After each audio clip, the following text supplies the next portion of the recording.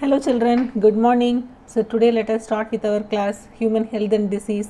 So today we are going to study innate immunity and acquired immunity. We know what is immunity. Immunity means what? So it protects you against any diseases. Okay. So by having immunity, so if you are increasing your immunity, you can protect yourself from other diseases. So, immunity are of two types. One is innate immunity, other is acquired immunity. So, first let us study regarding innate immunity. It is a non-specific type of defense. It is present at the time of birth itself. So, you will get that how much immunity you should have during time of birth itself you will have. So, this immunity is provided by different barriers. Actually, it is nothing, it is only the barrier. It protects and it prevents the entry of foreign agents in your body. It is just like a compound wall surrounding your home. So, if you are building a compound wall, automatically entry of thieves and other the animals can be prevented. The same way, so here it is just like a barrier, it prevents the entry of foreign agents. So, innate immunity, it is of four types. It can be physical barrier, physiological barrier, cellular barrier, cytokine barrier. Simply by name it can be asked in exam in 2 marks, otherwise by explanatory mechanism it can be even asked in 5 marks also. First is physical barrier. So it prevents the entry of microbes into the body which is coming in contact with the body. Okay. So it does not allow the entry. For example, skin. So, skin is the main barrier, it prevents the entry of microorganisms. Apart from that, mucus coating lining in the case of respiratory, gastrointestinal and urinogenital tract also, what is the purpose of their producing mucus? It traps the microbes. Okay. So, skin is the main barrier. Apart from that, wherever it is exposed, for example, respiratory tract, gastrointestinal tract and all extra they produce mucus. It is helpful to trap the microbes. Okay. Next one, let us see regarding the other one, that is physiological barrier. It is second type of barrier. So, body secretions, it is some secretions of the body, it acts as physiological barrier. It prevents the microbial growth. Example, stomach, it produces hydrochloric acid, and mouth, saliva, it contains the enzyme lysozyme. Okay. And even it is present in tears also. These and all, what do? It will kill the microbe. Okay. So this type you call that as physiological barrier. First physical barrier, second is physiological barrier. Next is cellular barrier. So it is certain type of cells. Okay, in the body, means our body you see here. So when the microbe enters, they do in different ways. It protects in different methods. They adopt different methods to protect your body against the entry of microbes. So first two we have covered, physical and physiological barrier. Then third is cellular barrier. It is the certain type of cells. So what do? So when it enters, they will phagocytize, they will eat and digest. Okay, and destroy the microbes. So this type of barrier we call that as cellular barrier.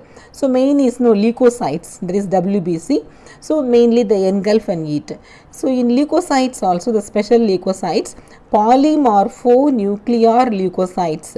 Okay. So and monocytes. So mainly a natural killer type of cells. These are natural killer type of cells. So mainly they, what do? They phagocytize and destroy the microbes. Next is cytokine barrier. Cytokine barrier, what do? The cell, for example, just like alarm, if any thief enter inside your home, you shout automatically, then the people outside, they get alert. The same way, this produces some alarm signals that you call that as the proteins, that is interferons. This alarm signals, what do? It protects the healthy cells from the invasion of pathogens. So, by the viral infected cells, they are producing some alarm signal that you call that as interferons. Interferons are nothing, they are proteins. So, it will protect the healthy cells from the infection. That is cytokine barrier. So, we have covered 4 types of innate immunity. So, one is physical barrier, physiological barrier, then the other is cellular barrier, then cytokine barrier, children. Okay. So, next one, acquired immunity. So, this immunity, it is specific, it is pathogen specific. So, previous 4 we studied, they are not pathogen specific, but the acquired immunity is pathogen specific and it is characterized by memory. So for example, you see here some of your childhood diseases, they won't be repeated. If you suffer from measles or chicken pox, okay, then in early childhood, then later you won't get that. So what happens here?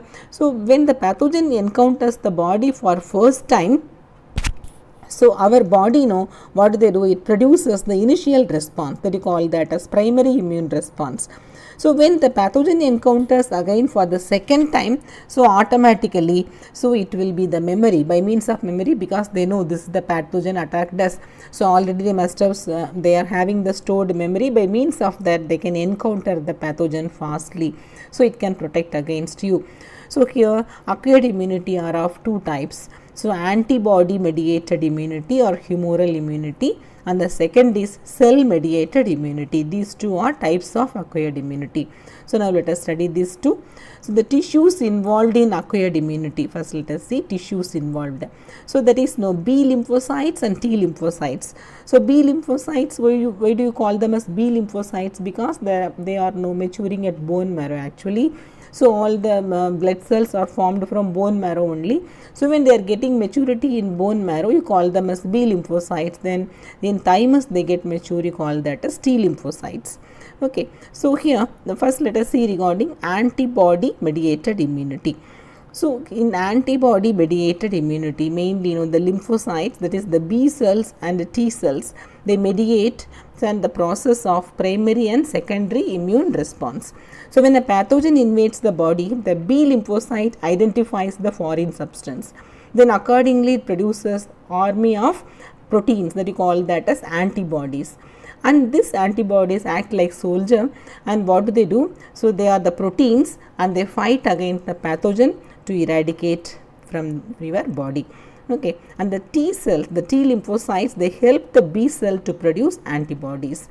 So since antibodies are found in blood, so this type of response, so you call that as humoral immunity response. So now let us see the structure of antibody. How does it look like? It is very repeatedly asked diagram, children, in board exam. Study thoroughly. So antibodies, I told you already, it is proteins. Okay, nothing, they are proteins. So an antibody molecule, when you see 4 peptide chains are there. So 2 are small. Can you see here? So this one and this one, these two all are small, and the center one, the Y shaped structure, it is long. The 2 short chains and 2 long chains. So the short chains are light in weight and the long chains, they are heavy. So you call that as H2L2, because 2 heavy chains and 2 light chains. The different type of antibodies produced in our body are IgA, it is immunoglobulin. Ig means immunoglobulin, IgA, IgM, IgE, IgG, IgD, like that. Various type of antibodies are there. They all are pathogen specific, and according to the what type of immunity, what reaction they have to do, accordingly it will be produced. So cell mediated immunity. Second is cell mediated. It is mainly mediated by the T lymphocyte, that is macrophages, neutrophil. These all are types of leukocytes, mainly these two. So the T cells, what do? It identifies the infected cell which express antigen on its surface and releases the protein called cytokine. And the cytokine, what does it do? It disrupts the infected cell. For example, you see here for transplantation, in case you need transplantation, you cannot get transplantation from all. So mainly there should be no matching, should be the tissue matching, blood matching, okay, and apart from that gene matching also should be there. So suitable donor, till then you cannot get a transplantation.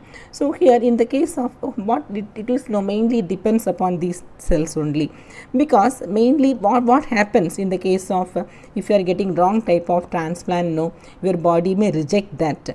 So for example, in transplantation, the twins, if you are identical twins, then the genes will be identical, there is no problem at all.